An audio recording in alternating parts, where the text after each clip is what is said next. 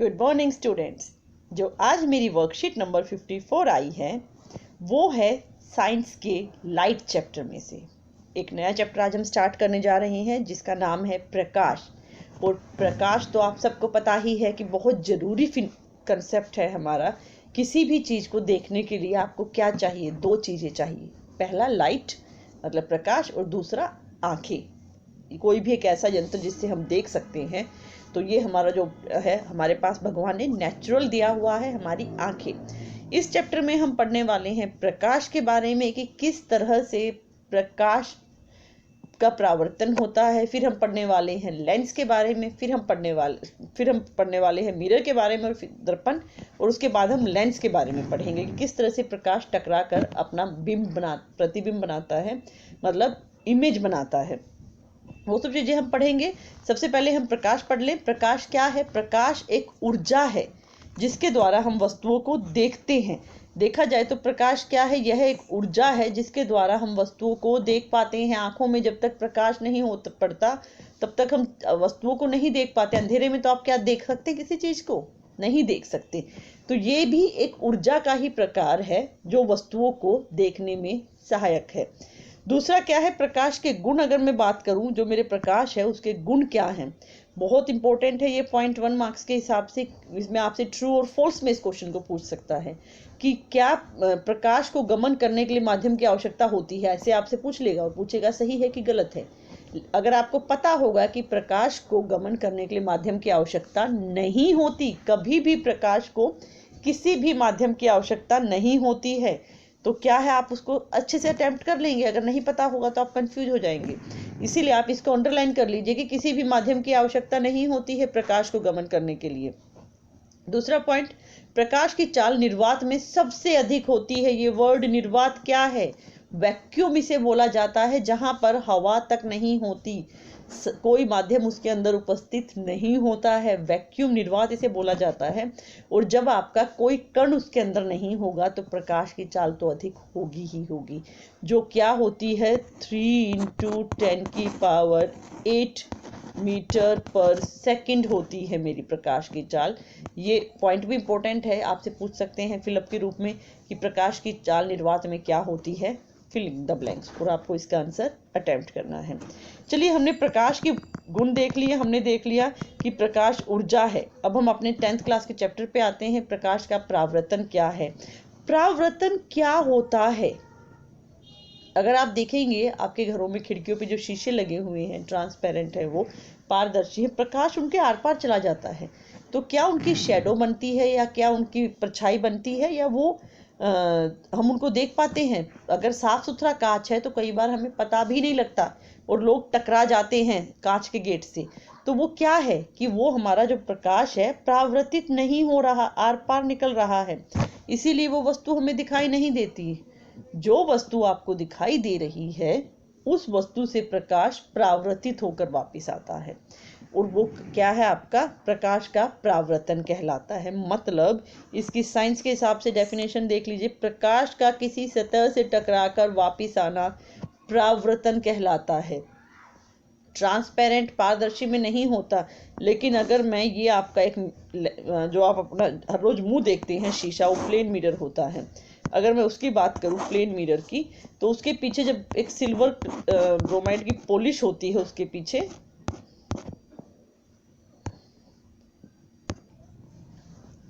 तो इस तरह से हमने ये समतल मतलब प्लेन मिरर बनाया है जिसके फ्रंट में शाइनी सरफेस है ये आपका। तो अब क्या होगा इसके अंदर? अगर मैं देखूंगी तो प्रकाश की किरण आई, ये आ रही है, तो आप इस तरह का एरो बनाकर दिखाएंगे कि किस दिशा में आई। ये इससे टकरा कर आर पार नहीं जा पाई क्योंकि इस तरफ हमने पॉलिश कर दिया है। मैं इसको दूसरे रे से दिखा देती हूँ कलर से, मिरर से अलग करने के लिए। ये देखिए, ये प्रकाश की किरण आ रही है सीधी, ये एरो से मैंने दिखाया कि इसकी डायरेक्शन क्या है, ये आती हुई है। पीछे पॉलिश होने की वजह से आर पार नहीं जा पाई और टकरा कर वापिस चली गई, और एरो मैंने दिखा दिया जाता हुआ। तो ये क्या है? ये प्रकाश का परावर्तन है। और ये आपका कहाँ होता है? जहाँ एक तरफ चमकदार सतह और एक तरफ पॉलिश की हुई सतह होती है आपकी, वहाँ प्रकाश का परावर्तन होता है। दर्पण की अगर हम बात करें तो दर्पण 3 तरह के दर्पण हैं। पहले हम उसको 2 तरह से करेंगे, गोलीय दर्पण को फिर बाद में 2 हिस्सों में बांट देंगे। पहला दर्पण क्या होगा आपका, समतल दर्पण होगा, दूसरा गोलीय। गोलीय दर्पण में फिर दो दर्पण होंगे, अवतल और उत्तल दर्पण होगा मेरा। दर्पण में ही हम प्रकाश के परावर्तन को देख पाते हैं, और जब प्रकाश का परावर्तन होता है तो हमारा नियम बनता है, परावर्तन का नियम कहा जाता है जिसे, वो नियम आता है। और उस नियम का मेन पार्ट क्या है, 2 पॉइंट कहे उसने। सबसे पहला, इस नियम को पढ़ाने से पहले मैं इसी डायग्राम को क्लियर करना चाहूंगी। ये है आपका, यहाँ पर हमने एक अभिलंब डाला है जिसे नॉर्मल कहा जाता है। अब प्रकाश आ रहा है, प्रकाश आया है तो मैंने आती हुई एरो बना दिया, और यहाँ इस बिंदु से टकराकर वापिस चला गया। तो ये जो प्रकाश का परावर्तन हुआ, इसके भी कुछ नियम है, ऐसे ही नहीं हो जाता है आया और चला गया। क्या होगा, जो आती हुई किरण है उसे कहेंगे आपतित किरण। ये रहा आपतित किरण। आपतित किरण इस अभिलंब से टकरा कर एक कोण बनाएगी जिसका नाम होगा आपतित कोण। ये रहा आपतित कोण। इसे आई से लिखेंगे आप, छोटा इंग्लिश का अल्फाबेट जो है आई। और जब ये प्रकाश की किरण चली गई, जाती हुई किरण को परावर्तित किरण कहते हैं, परावर्तित हो गई है वो। और ये जो अभिलंब के साथ कोण बनाता है वो परावर्तन कोण कहलाता है, आर से, छोटे आर से उसे दिखाएंगे। तो नियम क्या कहता है परावर्तन का, कि हमेशा आई बराबर है आर होगा। जो आपका आई है वो हमेशा क्या होगा, आर के बराबर, मतलब आपतित कोण हमेशा परावर्तित कोण के बराबर होगा। पहला नियम हमारा क्लियर हुआ आप लोगों को कि जो आपतित कोण है हमेशा परावर्तित कोण के बराबर होगा।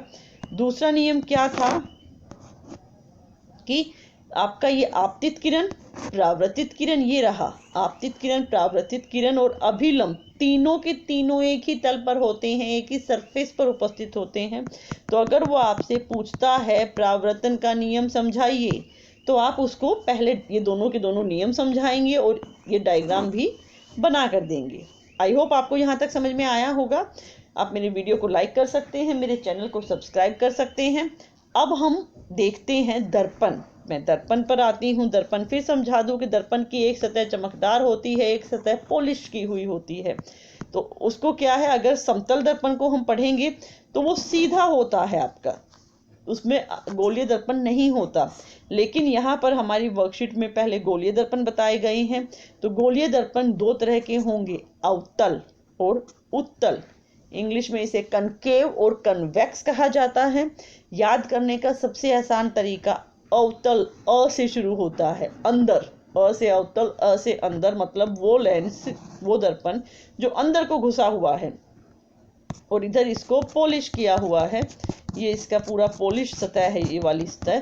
तो ये अंदर को घुसा हुआ है, इसीलिए इसका नाम क्या हो गया, अवतल।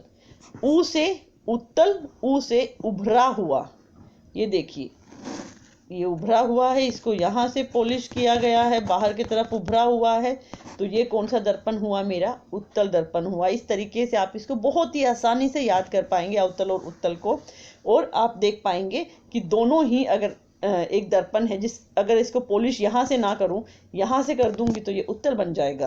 तो इसको आप बड़ी आसानी से समझ सकते हैं। आपने चम्मच, आप देखिए, अपने घर में ये एक्टिविटी हर बच्चा करेगा। चम्मच लीजिए, चम्मच की जो अंदर वाली सतह दबी हुई है जिससे हम खाना खाते हैं, खाना रख के, वो अवतल दर्पण की तरह होती है, और चम्मच की उभरी हुई सतह, पीछे वाली सतह, वो उत्तल दर्पण की तरह होती है। अब हम इसके हिस्से देखते हैं, मतलब किस दर्पण में क्या है। ये जो रे डायग्राम आगे हम बनाएंगे, कंपास की हेल्प से बनाए जाते हैं, ये हाथ से नहीं बनाए जाते हैं, स्पेसिफिक नाप कर इनको आप बनाएंगे। ये देखिए, ये गोले दर्पण था, उसको आधा काटा, तो इसमें से फिर हमारे दर्पण को बनाया गया था। अवतल दर्पण, उत्तल दर्पण आपको समझ में आ गया। कनकेव मिरर, कन्वेक्स मिरर है हमारा ये। अब ये देखिए, इसमें प्रकाश की किरण आ रही है, ये प्रकाश की किरण आई, पॉलिश्ड होने के कारण टकराकर वापस चली गई। और जब ये प्रकाश की किरणें वापस जाती हैं तो आपस में टकरा कर ये कहीं ना कहीं प्रतिबिंब बनाएंगी, जो हम इस चैप्टर में अच्छे से रे डायग्राम्स के अंदर सीखेंगे। प्रतिबिंब से पहले हम क्या सीखते हैं, अक्ष के समानांतर प्रकाश किरण परावर्तन के बाद फोकस से गुजरती है। मुख्य अक्ष के समांतर, ये हमारा जो है मेन लाइन खींची हुई थी, मुख्य अक्ष जिसे बोलते हैं।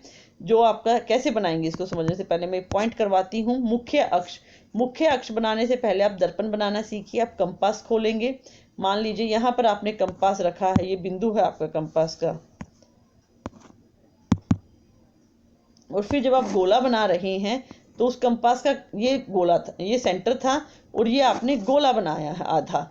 तो सेंटर ऑफ कर्वेचर से प्रकाश को जोड़ने वाला जो लाइन होती है, ये केंद्र सी और पोल पी, यहाँ पर इसका पोल पी हो जाएगा। ये केंद्र सी था, सेंटर ऑफ कर्वेचर, इनको जोड़ने वाली लाइन मुख्य अक्ष कहलाती है।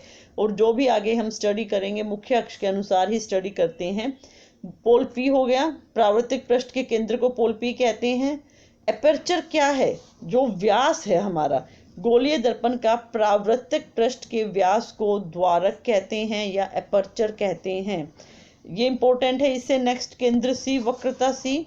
परावर्तिक पृष्ठ एक गोले का भाग होता है, उस गोले का जो सेंटर होगा, केंद्र होगा, वो मेरा क्या कहलाएगा? वक्रता केंद्र कहलाएगा। इन दोनों का आधा यहाँ है, यहाँ पर क्या होगा? आपका रेडियस है इसका, ये इसकी ये इसकी त्रिज्या नहीं होगी, यही सेंटर ऑफ, ये इसकी त्रिज्या ही होगी। ये पूरा का पूरा आर है, यहाँ से यहाँ तक सेंटर से जो पीक के बीच की दूरी है, और इनका जो आधा होगा ना वो त्रिज्या होगी। मान लीजिए इनका आधा यहाँ आ रहा है, ये फोकस होगा आपका, ये फोकस हुआ। और फोकस की दूरी, ध्रुव और फोकस के बीच की दूरी क्या होती है? हमेशा अगर मेरे को एफ निकालना है तो एफ का रिलेशनशिप क्या निकल कर आता है? r/2।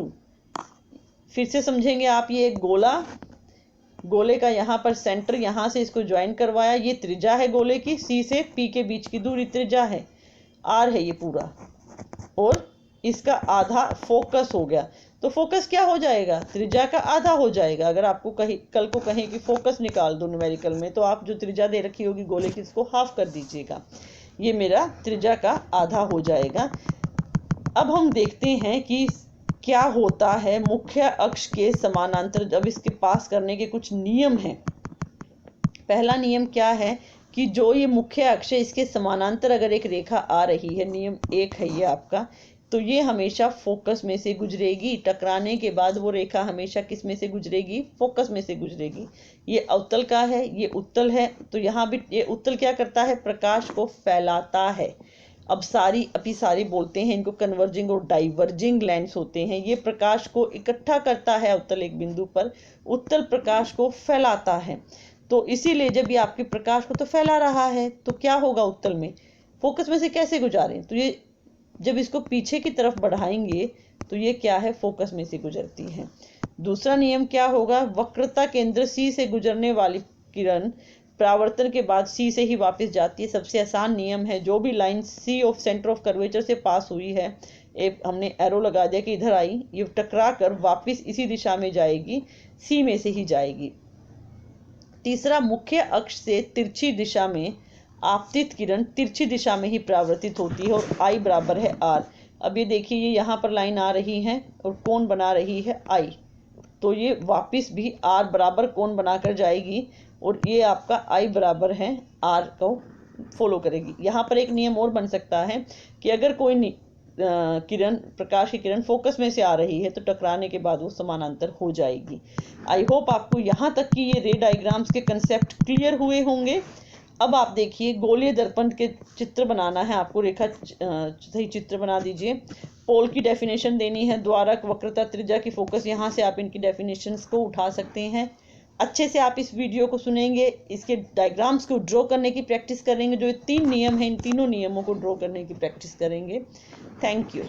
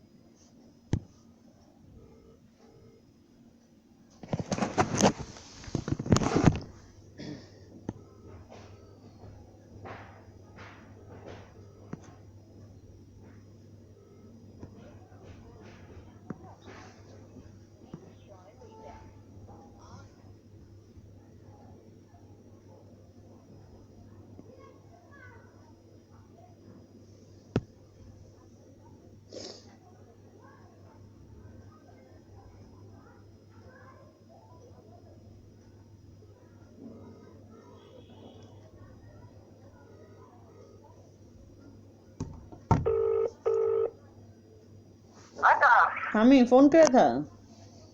हाँ वो ट्रिप वो करते हैं भाई तुम मुझे। अच्छा तूने बोली को बात करा दे पति के लिया संदीप अच्छा को। मेरा क्या तो दिल्ली से काट देगा वहाँ। अच्छा ये संदीप पर जाना है दिल्ली के मोहम्मद को ले मिला जी अच्छा हम अपन पति के चले जाएगा।